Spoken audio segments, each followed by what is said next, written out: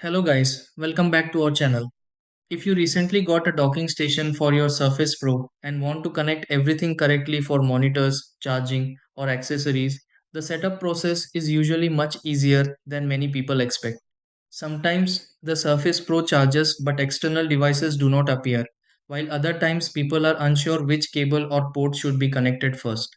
Since a docking station can help turn a Surface Pro into a more complete workstation, getting the connection set up right can make everything work much smoother. The best part is that once everything is connected properly, your Surface Pro should quickly recognize displays and accessories without much trouble.